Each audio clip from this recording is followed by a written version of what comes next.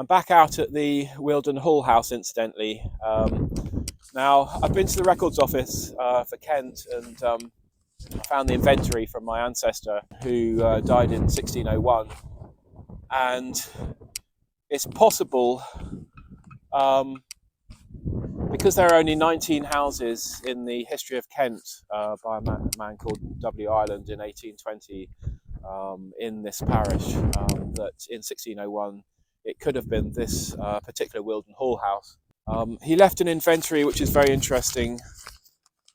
In the inventory it lists his livestock, and inventories were things which, as well as his movables, when they summarised someone's estate, the deceased estate, it was something that the church courts investigated, and they were produced between about 1525 and 1780, and they list a whole load of interesting things.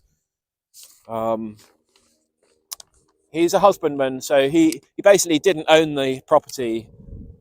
He would have had it leasehold or copyhold, but he had 15 acres of arable, and he had numerous livestock. For example, 3 working beasts priced at £12, 10 kine and a bull. Kine is a cow, priced at £12, 30 ewes and lambs, 3 hogs, 9 pigs, geese, and 12 ghouls, 2 hens and a cock, priced at 18 pence, 18d. Then he leaves a number of interesting items in the house, which included a milk house, a parlour, a buttery, oast house. The oast house, we're not sure, but in 1601 it may have basically pertained to the production of malt rather than oast houses as you know them today in Kent. But he also had a frame in the parlour, I think it was, with a halberd, 2 swords, a dagger and a pike. We're hoping to find something interesting today, and I'll see you at the first hole. Over there was inundated by the sea in Saxon times, so between where I'm standing and the hills over there, the sea came in, and Dan's found something, he says. So here's the Hall house that we're talking about. They're jetted constructions. They used to have a single fireplace in the centre, and the smoke used to come out through holes in the roof, and they were thatched originally. But we'll just go over and see what Dan's found. What have you found, Dan? You found something Victorian, you say? I don't know, they didn't have soda Quite close stream to the house here, obviously, aren't we? They didn't have a soda stream in these days. But it's got a little, but it had a glass. It was on top of a bottle of sorts with a... Oh right, some sort of dispenser decanter. of some description. Yeah. That Oh, well, good onto first something. find. Was that the first find? Yeah. Oh, and an iron rod. Iron rod, right. Okay. Don't know what that is. So hard to know what was here in 1601 at this exact spot. A northerly wind, which is very, very bitter. It's not too bad in the sun. There's Dan. We've come up to the more southerly field, behind which used to be hops on the 1900 map, so where those sheep are there. It's not, unfortunately, part of our permission, that field behind that fence line there. That's looking north again. Incidentally, that's the field to the south there, my last permission, the hayfield. So that's looking south, more or less. Don't know if you can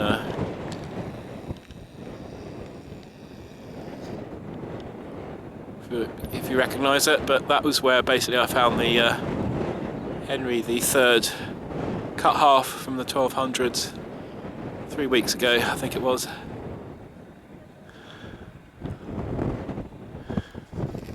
There's got to be something in this big field of pasture here, surely.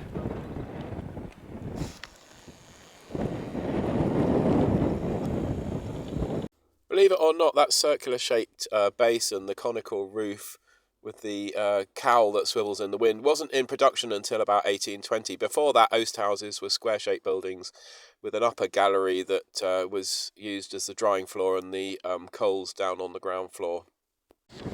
Lo and behold, this bigger field to the south has produced a few things for Dan.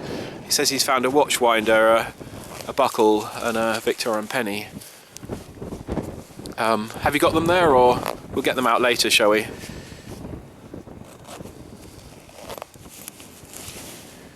He's going to get them out if he can. Don't drop them, for goodness sake. Let's have a look. So, hold on to the camera. Oh yeah, a sort of D buckle. Yeah, that watch winder's got some decoration on it, I think. And yes, that looks like a Victoria halfpenny. It says Victoria on there. Very nice. Okay, we'll have some lunch and we'll carry on with this in a sec. It's really glorious out of the wind. Just have to get out of that nasty north wind.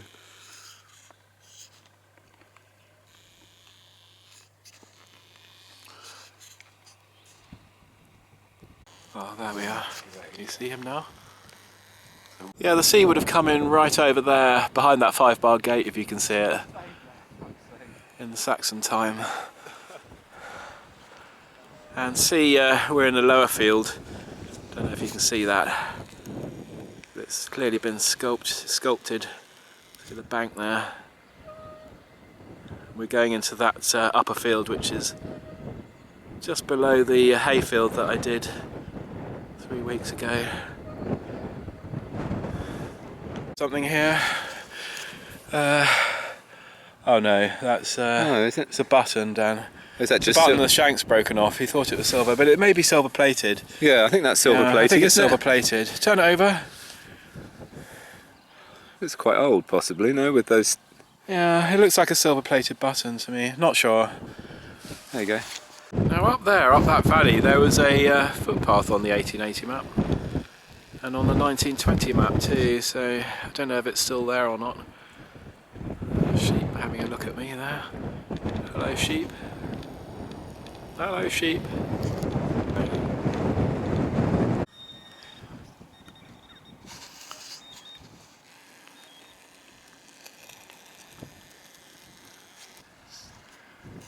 So we're calling it a day. Dan's found a few coins. I've found mainly buttons. A sheep staring at me, wondering what's going on. It's all getting very dark now. So, time to go. Come back to this permission. A very kind landowner, fortunately. Right, a quick summary. Dan found 30 items, which you can see here. 3 coins on the right. The 2 lower ones are halfpennies, one slightly larger. The early Victorian ones were larger, 28, and the later ones 25 millimetres. That's a farthing. It could be either George IV, 1828, as it's 22 millimetres in diameter, or it could be a Charles II, a 1600s farthing. Not sure. It's not discernible, unfortunately. 2 musket balls, a D buckle, a watch winder, Victorian watch winder with some decoration on it.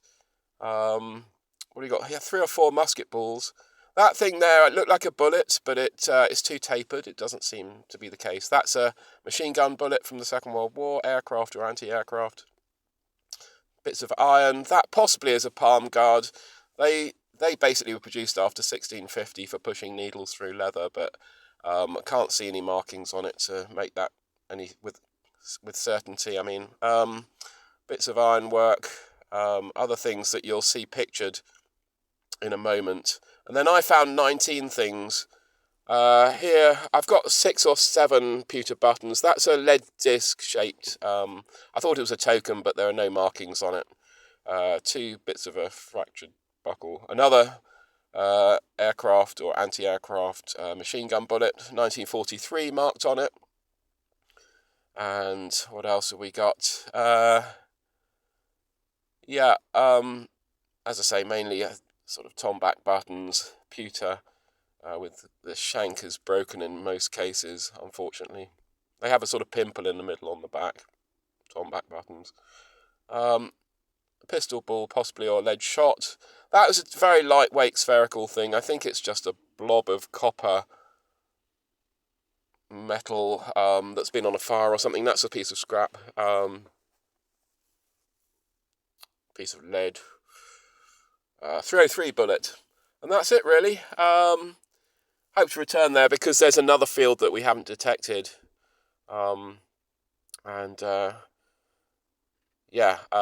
We clearly haven't sort of covered the whole area. We did a sort of Union Jack shape on the fields that we just started on, really.